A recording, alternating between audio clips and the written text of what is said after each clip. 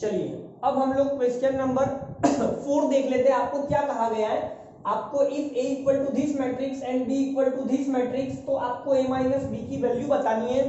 अगर आप क्वेश्चन को बेटा ध्यान से देखेंगे तो आपको पता चलेगा कि ये जो 1/पाई है वो A के अंदर भी है और B के अंदर भी है।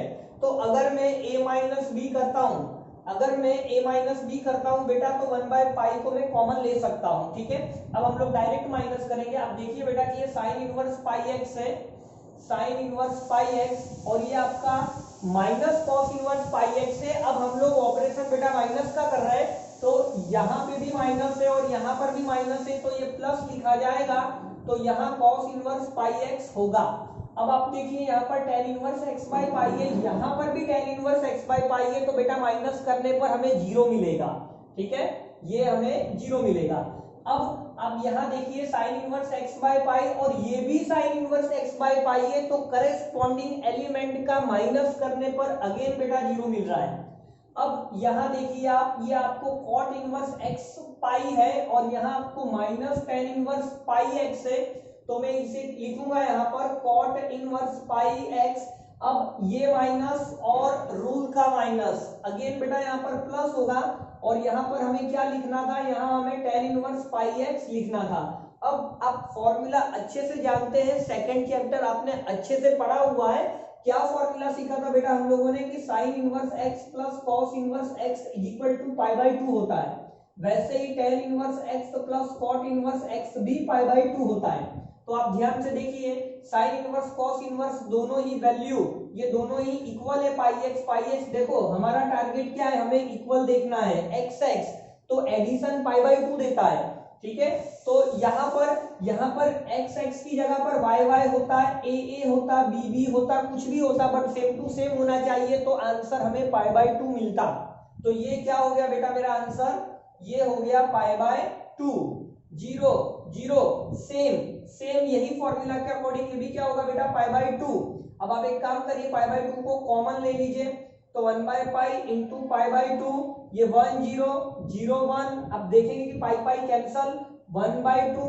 अब बेटा ध्यान से देखिए, ये तो आइडेंटिटी मैट्रिक्स है, तो यहां पर आई मिलेगा, तो मेरा आंसर क्या हो गया 1/2 इंटू आई। तो अगर मैं ऑप्शन में देखूं बेटा, तो डी नंबर वाला आंसर मैच कर रहा है। ठीक है, आप इसे नोट कर लीजिए, आप इसका एसएस ले लीजिए, फिर हम लोग नेक्स्ट क्वेश्चन देखेंगे।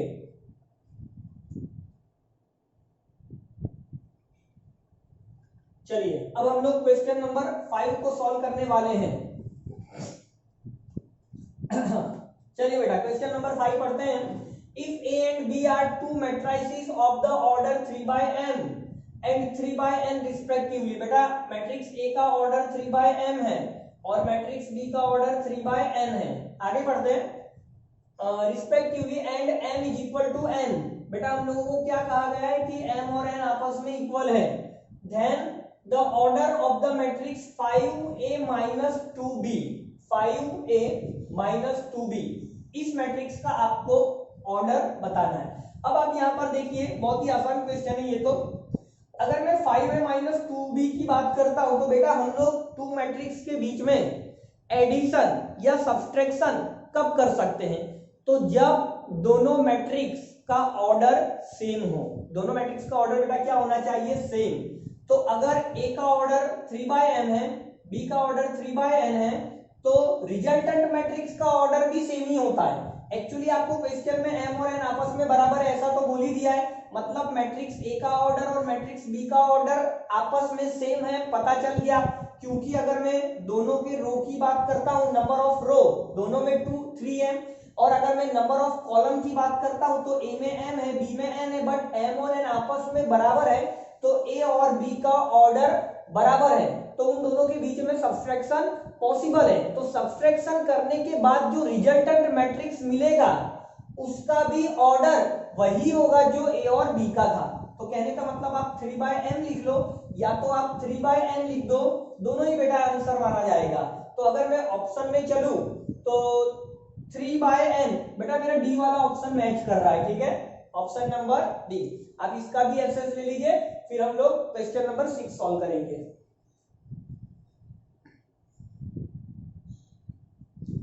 चलिए अब हम लोग क्वेश्चन नंबर 6 देखने वाले हैं। हाँ तो क्वेश्चन नंबर 6 बहुत ही आसान है, आपको ए स्क्वायर बताना है। तो हम जानते हैं स्क्वायर को मैं a इंटू ए लिख सकता हूं। a मतलब 0 1 1 0, अगेन मल्टीप्लाई करना 0 1 1 0। हम मैट्रिक्स मल्टीप्लिकेशन बहुत अच्छे से जानते हैं। Matrix multiplication row to column करना होता है, फर्स्ट रो फर्स्ट कॉलम। तो ये आंसर क्या रहेगा बेटा, 0 इंटू 0 0 प्लस 1 इंटू 1 1। अब आप सेकंड कॉलम पर आइए, 0 इंटू 1 0 1 इंटू 0 0। अब आप सेकंड रो फर्स्ट कॉलम पर आइए, 1 इंटू 0 0 0 इंटू 1 0। अब आप सेकंड रो सेकंड कॉलम पर जाइए, 1 इंटू 1 1 0 इंटू 0 0। तो आप देखिए कि मेरा आंसर 1 0 0 1 है और मैं ऑप्शन में मैच करूं तो यहां पर भी मुझे ऑप्शन डी मिल रहा है। आई होप आप लोगों को अच्छे से समझ में आ गया होगा। अब इसके बाद हम लोग और क्वेश्चन करने वाले हैं सॉल्व। आप मेरे वीडियो को लाइक, चैनल को सब्सक्राइब और इस वीडियो को आगे शेयर करिए।